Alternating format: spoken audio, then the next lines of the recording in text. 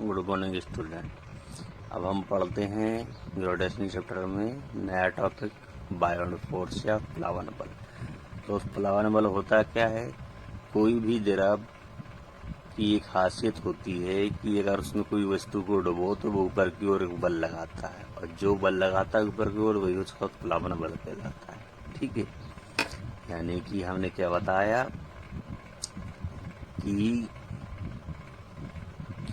किसी भी द्रव में अगर कोई वस्तु को हम डुबोते हैं तो वो द्रव उस वस्तु में ऊपर की ओर एक बल लगाता है या हमें एक बल का अनुभव होता है। तुम देखना, एक अगर बाल्टी भरी हुई रखी है, उसमें कुछ चीज अगर हम डुबोएं तो क्या होता है, वो ऊपर की तरफ आती है उठ के, है ना। हल्के हल्के अगर दबाएं तो क्या होता है, जैसे ऊपर की तरफ उठ के आती है, यानी ऐसा लगता है जैसे पानी ऊपर की ओर ढकेल रहा है उसको। ठीक है, तो जो पानी के ऊपर जो पानी जो है किसी वस्तु को या कोई भी द्रव किसी वस्तु के ऊपर को जो ढकेलता है वही उसका क्या कहलाता है, उत्प्लावन बल कहलाता है। ठीक, जो कहा हमने वही लिख दिया बस। जब किसी वस्तु को द्रव में डुबाया जाता है तो वस्तु पर द्रव द्वारा ऊपर की ओर एक बल लगता है, जिसे उत्प्लावन बल कहते हैं। ठीक है, अच्छा, इसके बाद सभी वस्तुओं में ये गुण होता है और सभी द्रव में ये गुण होता है, मतलब सभी द्रव में ये गुण होता है कि ऊपर की ओर एक बल लगाता है किसी भी वस्तु में। ठीक है, उसका ये गुण उत्प्लावकता या बायोंसी कहलाती है। ठीक है, ये तो जो ऊपर की ओर द्रव बल लगाता है उत्प्लावन बल कहलाता है, और सभी द्रवों की ये आदत जो होती है वो उत्प्लावकता कहलाती है या बायोंसी कहलाती है। ठीक है, देखो जैसे अब बायोंसी के बारे में पढ़ते हैं हम लोग। क्या है, देखो बायोंसी, देखो ये लिखा हुआ सब कुछ वही है, पूरा पूरा। ठीक, यहाँ से यहाँ तक, यहाँ से यहाँ तक पूरा यहाँ तक दे दिया है। यानी जब किसी वस्तु को द्रव में डुबाया जाता है तो वस्तु पर द्रव द्वारा ऊपर की ओर एक बल लगता है, जैसे उत्प्लावन बल कहते हैं। पूरा पूरा ये तथा ये प्रक्रिया उत्प्लावकता कहलाती है, यानी इसका गुण, ये उसकी खूबी जो होती है द्रव की, वो कहलाती है उत्प्लावकता कहलाती है। यहाँ से अलग है बस इतना। ठीक, अच्छा, अब बेटा एक क्वेश्चन बनता है। क्वेश्चन क्या बनता है तुम्हारा? ठीक है, क्वेश्चन ये बनता है कि पानी में के पृष्ठ पर रखने पर कोई वस्तुएं तैरती हैं या डूबती क्यों हैं? यानी पानी में अगर कोई वस्तु रखो तो कुछ वस्तुएं तैरती रहती हैं, कुछ डूब जाती हैं, ऐसा क्यों होता है, ये पूछा है उसने। ठीक है, मतलब ऐसा होता क्यों है ये पूछा ही है। तो देखो उसके कई रीजन हैं। ठीक है, एक तो ये कि घनत्व, सबसे मैं रीजन है घनत्व। घनत्व यानी कि किसी वस्तु का कड़ापन। ठीक है, यानी कि जिस कणों से मिलकर बनी होती है कोई वस्तु, अगर उसके कण बहुत पास पास में है तो घनत्व ज्यादा होगा, और अगर कण बहुत दूर दूर है तो घनत्व कम होगा। तो अगर कोई ऐसी वस्तु है जिसका घनत्व पानी घनत्व से क्या है, कम है, तो वस्तु तैरती रहेगी पानी में। और अगर कोई ऐसी वस्तु है जिसका घनत्व पानी घनत्व के बराबर है तो वो आधी डूबी हुई तैरेगी। अगर कोई ऐसी वस्तु है जिसका घनत्व पानी के घनत्व से ज्यादा है, मान लो कोई पत्थर हो गया या कोई धातु या मेटल की चीज हो गई, तो वो पानी में डूब जाएगी। ठीक है, तो उसके हम तीन केस बताए, तीनों केसों को देखते हैं हम लोग। ठीक है, जैसे पहला केस है हमारा। ठीक है, पहला केस क्या बना हमारा, ये। ठीक है, कि ये, ठीक, इसको देखते हैं। ये हमारा पहला केस है, इसमें हम देखते हैं क्या देखेंगे। देखो ये कोई बीकर है मान लो। ठीक है, इस बीकर में क्या किया हमने, पानी भर दिया आधा बीकर, और उसमें कोई वस्तु रख दी। ठीक, अच्छा, और हमने देखा कि हमने क्या करा कि देखा कि स्टार्टिंग में चेक कर लिया था कि उस वस्तु का जो घनत्व है पानी के घनत्व से कम है। ठीक, तो क्या है, देखो वस्तु ऊपर तैर रही है, पानी में डूबी नहीं है ना। वस्तु मतलब बॉडी। घनत्व को कैसे प्रदर्शित करते हैं, रॉ से, यह रॉ कहलाता है, ठीक है।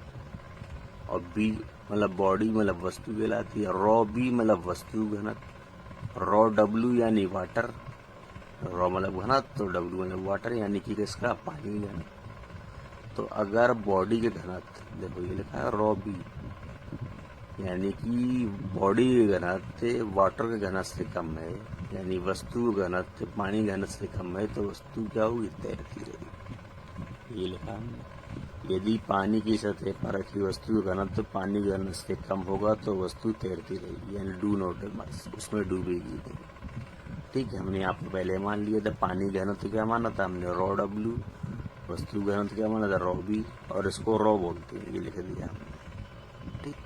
अब दूसरा केस आता है जब दोनों घनत्व क्या हो, बराबर हो, तो क्या होगा, आधी डूबी हुई तैरेगी, क्या करेगी, आधी डूबी हुई तैरेगी। तो देखो दूसरा वाला केस देखते हैं, केस में देखो वही पानी भरा हमने, वही वस्तु रख दी, इस बार घनत्व क्या था, हमने कोई ऐसी वस्तु रखी जिसका घनत्व पानी घनत्व के बराबर है, तो देखो आधी डूबी हुई तैर रही है ना। देखो यदि वस्तु का घनत्व पानी घनत्व के बराबर होगा तो वस्तु बीचों बीच तैरती रहेगी, यानी पार्शली इमर्ज्ड, आधी डूबी हुई तैरेगी, ठीक है। अब देखते हैं थर्ड केस। हम देखो थर्ड केस में क्या है, वही बीकर लिया हमने, पानी भरा, इस बार हमने एक ऐसी वस्तु ली कि जिसका घनत्व क्या हो, पानी के घनत्व से अधिक हो। जब पानी घनत्व से अधिक होगा तो उसको डूब जाएगी, ठीक है। देखो rho B is greater than rho W, rho B मतलब बॉडी के घनत्व, रॉ डब्ल्यू मतलब वाटर घनत्व, यानी वस्तु घनत्व और पानी घनत्व। वस्तु घनत्व क्या है, इस बार ज्यादा है, ठीक। तो देखो वही लिखे, यदि पानी की सतह पर रखी वस्तु घनत्व पानी घनत्व से अधिक है, क्या है, अधिक है, यहाँ पे अधिक लिखते,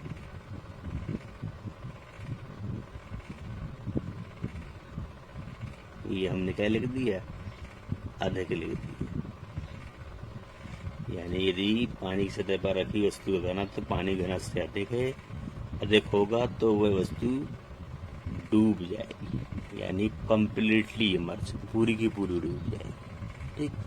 तीन कंडीशन होती हैं कि वस्तु कैसे पानी में तैरती है और डूबती है, ठीक। उसके बाद अभी हमने बहुत सी चीजें हर बार पढ़ा कि घनत्व है ना, आप लोग तुमने क्या पढ़ा कि बार बार पढ़ा कि ये घनत्व कैसे आता है, क्या है, मतलब बार बार घनत्व आ रहा है ना। तो पहले घनत्व भी देख लेते हैं, होता क्या है घनत्व, ठीक है। तो घनत्व को देखते हैं पहले, देखो क्या है घनत्व तुम्हारा,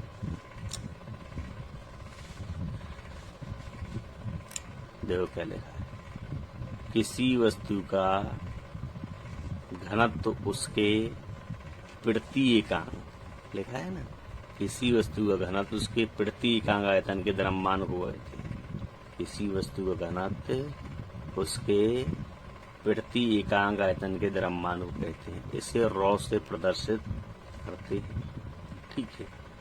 घनत्व बराबर होता है द्रव्यमान बटे आयतन, ठीक।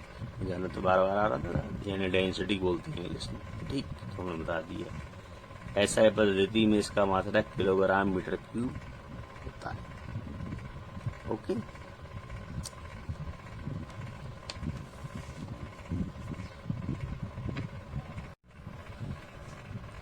स्टूडेंट में पढ़ते हैं आपेक्षिक घनत्व, रिलेटिव डेंसिटी, ठीक।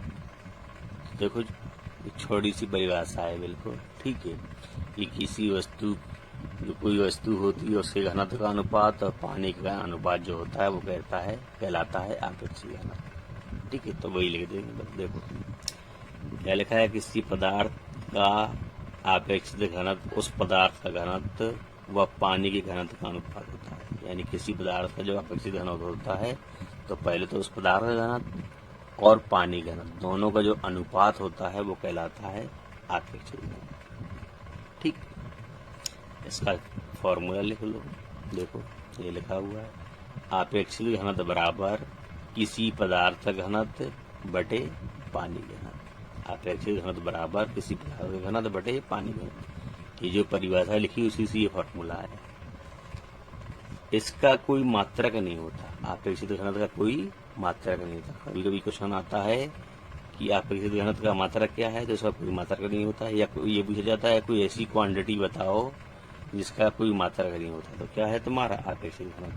क्यों नहीं होता? क्योंकि ये ऊपर देखो घनत्व लिखा है, नीचे घनत्व लिखा है, तो घनत्व का मात्रक क्या होगा, किलोग्राम मीटर क्यूब। नीचे वाले का भी क्या होगा, kilogram metre cube.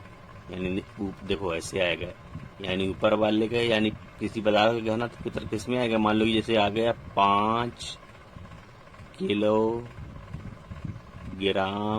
Metre cube बटे नीचे पानी घनत्व वही भी है, वो आएगा, मान लीजिए तो आ गया 2, तो 2 किलोग्राम मीटर क्यूब। अब देखो ये दोनों कैंसिल हो गए, यानी बिना, अब देखो कितना आ गया, 5/2 आ गया सीधा सीधा, यानी कितना 2.5 आ गया। लेकिन ये तो तुम्हें कैंसिल हो गए मात्रक, तो मात्रक बचे ही नहीं। इसलिए किसी कभी भी अनुपात कोई चीज दी होती है तो उसका मात्रक नहीं होता है। ठीक है स्टूडेंट, अब पढ़ते हैं न्यू टॉपिक आर्किमिडीज प्रिंसिपल। क्या पढ़ते हैं हम लोग? Archimedes principal. ठीक, ये आर्किमिडीज का सिद्धांत। ये देखो होता क्या है आर्किमिडीज का सिद्धांत। तो देखो एक साइंटिस्ट थे आर्किमिडीज, तो उन्होंने बताया था कि किसी वस्तु को हम पूर्ण या आंशिक रूप से अगर किसी द्रव में हम डुबोएं तो उस वस्तु पर द्रव द्वारा लगाया गया उत्प्लावन बल, ठीक है, या उत्प्लावन बल कह दो या सिर्फ बल कह दो, ये भी कह सकते हैं कि जब हम किसी वस्तु को किसी द्रव में पूर्ण या आंशिक रूप से डुबोते हैं तो उस वस्तु पर द्रव द्वारा लगाया गया बल उस वस्तु द्वारा हटाए गए द्रव के भार के बराबर होता है। क्या कहा समझ में है? नहीं, देखो ये कहा उसने कि अगर मान लो कोई पूरी फुल बाल्टी भरी हुई है, हमने कोई वस्तु यानी कोई पत्थर उसमें डाल दिया बाल्टी के अंदर, तो क्या होगा, उससे पानी फैल जाएगा, है कि नहीं? तो जो हमने पत्थर डाला उस बाल्टी में, तो जो पत्थर पे जो वो बाल्टी में जो पानी भरा हुआ द्रव, वो जितना बल लगाएगा ऊपर की तरफ, ठीक है, वो किसके बराबर होगा, जो उस पत्थर को डालने से पानी फैल गया, ठीक है, उसके भार के बराबर होगा। यानी कि मान लो पानी ने पत्थर पर कितना 10 न्यूटन का बल लगाया फॉर एग्जाम्पल, ठीक है, तो जो पानी फैला अगर हम उसको नापेंगे तो कितना होगा, तो वो भी 10 न्यूटन होगा। यानी कि वस्तु पर जितना द्रव बल लगाता है, वस्तु ने जो द्रव हटाया था उसके भार के बराबर होता है। ठीक है, या ऐसे समझ लो, मान लो तुम्हें आधी बाल्टी भरी हुई है, ठीक है, और तुमने कोई मान लो उसमें एक स्क्वायर शेप की बॉडी डाल दी, तो क्या होगा, पानी ऊपर की तरफ चढ़ जाता है बाल्टी में, है ना? तो क्या होगा, ये जो हमने बॉडी उसमें डाली पानी में, आधी बाल्टी की जो भरी थी, तो क्या होगा, जब उसमें डालेंगे बॉडी उसमें बाल्टी में, तो क्या होगा, वो जब बॉडी उसके अंदर जाएगी कोई, ठीक है, या कोई वस्तु उसके अंदर जाएगी जो स्क्वायर शेप की है, तो वो उस जगह में से पानी को हटा देगी, तभी तो अंदर घुसेगी, तभी तो पानी ऊपर आ जाएगी चढ़ के। तुम देखना कभी भी कोई अगर आधी बाल्टी भरी हो, उसमें अगर तुम मान लो कि पत्थर डाल दो कोई, तो पानी क्या हो जाता है, ऊपर आ जाता है, यानी, है ना? तो इसका मतलब ये होता है कि बॉडी उस जगह से द्रव को हटा देती है, जल को, और उसकी जगह पहुंच जाती है। तो ये होता क्या है कि जैसे हमने उसमें पत्थर डाला आधी भरी बाल्टी में, तो क्या होगा, जो बॉडी है तुम्हारी या कोई वस्तु है उस द्रव को वहां से हटाएगी, ठीक है।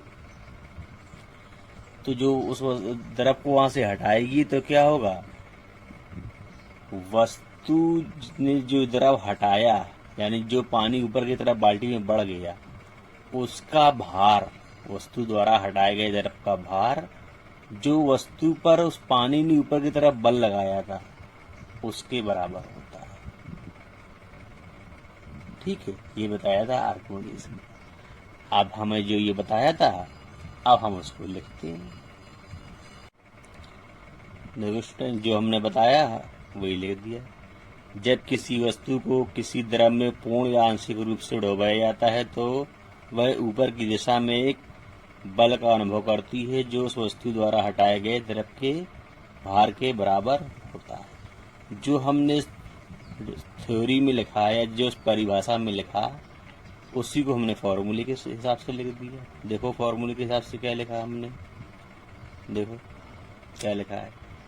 अतः द्रव द्वारा वस्तु पर लगाया गया उत्प्लावन बल, द्रव द्वारा वस्तु पर लगाया गया उत्प्लावन बल, यानी जो द्रव है उस वस्तु पर जितना उत्प्लावन बल लगाएगा, जो ऊपर की तरफ लगाता है, कोई वही चीज ऊपर की तरफ नहीं बल लगाती है, ठीक है।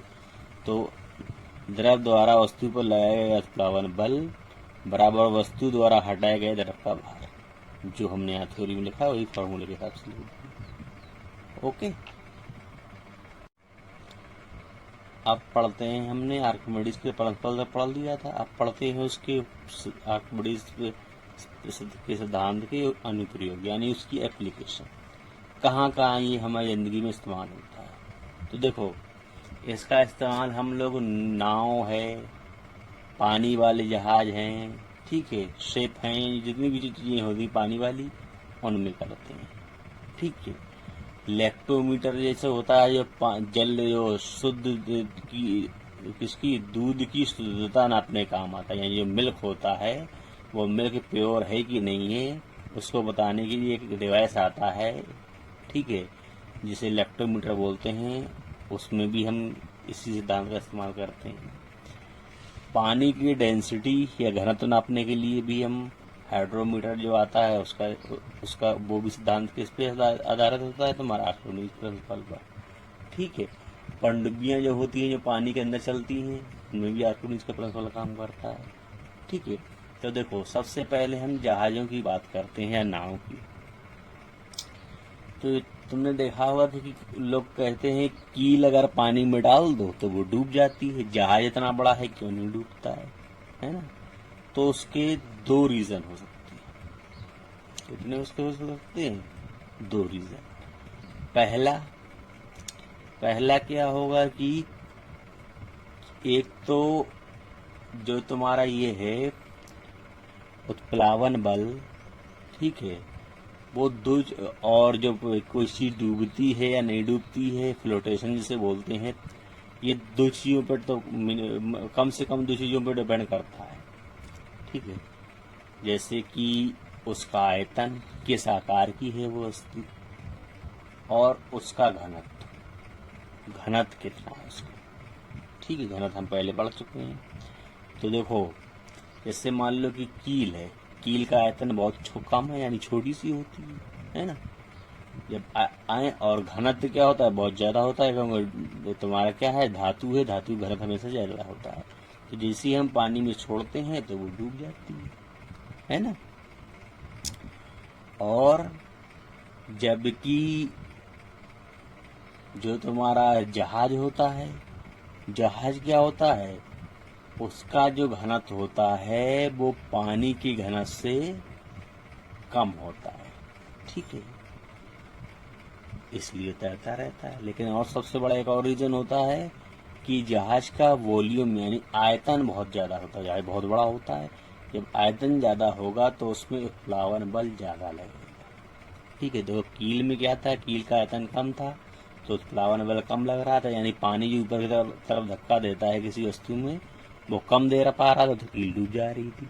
इसमें क्या था, जहाज में, जहाज को ऐसा शेप बनाया जाता है, उसका ऐसा डिजाइन होती है जिससे पानी उस पर उत्प्लावन बल ज्यादा लगा सके, ठीक है। और फिर और उसका घनत्व भी क्या होता है, पानी घनत्व से कम होता है। घनत्व कम होगा तो वस्तु तैरती रहती है, हम पहले बता चुके हैं। अगर पानी के घनत्व से वस्तु का घनत्व कम है तो वस्तु हमेशा तैरती रहती है, और अगर आयतन ज़्यादा है तब भी वस्तु तैरती रहती है। ये होता कैसे है, क्योंकि जो उत्प्लावन बल है हम उसको ऐसा सेट करते हैं कि जो वस्तु द्रव उस वस्तु में या उस जहाज में जो उत्प्लावन बल ऊपर की तरफ लगाता है, तो वस्तु ने जो पानी वहाँ पे हटाया उसका भार उसकी बिल्कुल बराबर हो जाएगा। जब बराबर हो जाएगा तो क्या होगा, तैरती रहेगी। ठीक है, हम बता रहे थे कब चीज तैरती है कब चीज नहीं तैरती है ना। यानी सर एक तो घनत्व बराबर, तो क्या हो तुम्हारा घनत्व उसका वस्तु कम हो पानी से तब तैरती रहेगी, और वस्तु का आयतन ज़्यादा हो तो उसमें उत्प्लावन बल ज़्यादा लगेगा, तो क्या होगा, वस्तु द्वारा हटाए गए भार के जो वस्तु ने जो द्रव हटाया है उसके हटाए गए भार के बराबर उसका उत्प्लावन बल हो जाता है, तो वो चीज़ डूबती नहीं। ठीक है, इसी तरीके से लैक्टोमीटर में भी क्या होता है, हम उसको अगर उसमें डालते हैं शुद्ध दूध में, तो अगर दूध शुद्ध है तुम्हारा तो उसका घनत्व ज़्यादा होगा। ठीक है, तो लैक्टोमीटर क्या होता है, उसमें डूबता नहीं है, मतलब लैक्टोमीटर क्या होता है, तैरता रहता है, क्योंकि लैक्टोमीटर का घनत्व क्या होता है, कम होगा। और अगर उसमें क्या कर दिया, पानी मिला दिया, तो उसका घनत्व क्या जाएगा, कम हो जाएगा दूध का, तो उसमें लैक्टोमीटर क्या होगा, डूब जाएगा, और हमें पता चल जाएगा कि इसमें दूध में प्योरिटी नहीं है, कुछ पानी मिला हुआ है। इसी तरीके से पानी की में जो डेंसिटी होती है वो निकालने के लिए अगर हमने जो हाइड्रोमीटर जो तुम्हारा होता है उसमें अगर हमने पानी में डाल दिया, पानी कम गाढ़ा है यानी उसकी घनत्व कम है, तो उसमें वो डूब जाएगा। ठीक है, ठीक, या डूबता नहीं है तो उसमें मशीन ऐसी डिवाइस होती है जो बता देता है, हमारा प्रिंसिपल पे उसी भी काम करता है, मतलब ठीक है, ये नहीं कह सकते कि उसमें डूब जाता है, लेकिन उसी प्रिंसिपल पर काम करता है, चाहे इलेक्ट्रोमीटर हो चाहे तुम्हारा हाइड्रोमीटर हो। ठीक है, और अगर मान लो पानी घनत्व ज़्यादा है तो वो नहीं डूबेगा। ठीक है, तो इन सब तुम्हारे प्रिंसिपलों पर आर्किमिडीज का प्रिंसिपल काम कर रहा है। अब जो हमने बताया, ठीक है, इसी तरह पनडुब्बी में भी होता है। पनडुब्बी भी इसलिए नहीं डूबती है तुम्हारी, चलती रहती है कि उसमें भी क्या होता है, घनत्व के हिसाब से और उसका शेप ऐसा बनाते हैं कि आयतन क्या हो उसका ज़्यादा बना रहे और घनत्व उसका कम बना रहे, जिससे वो डूब ना सके। अब जिन चीज़ों को बताया उसको हम लिख देते हैं। तो देखो, सबसे पहला, इस सिद्धांत का उपयोग जलयानों के डिजाइन करने में किया जाता है। जलयान मतलब पानी चलने वाली कोई भी चीज, और डिब्बियों का निर्माण किया जाता है। द्रव के घनत्व माप के लिए हाइड्रोमीटर में द्रव का घनत्व जो नापते हैं कि पानी गाढ़ा है या कम गाढ़ा है। जैसे तुम्हारा समुद्र का जो द्रव होता है, जल होता है, वो ज़्यादा घनत्व होता है, और जो हमारा नदी का जल होता है उसका कम घनत्व होता है, उसको हम मापने के लिए इस्तेमाल करते हैं। दूध के नमूने की शुद्धता जांचने के लिए लैक्टोमीटर के डिवाइस है जो दूध की शुद्धता को नापता है। जो बताया हमने उसको लिख दिया। ओके।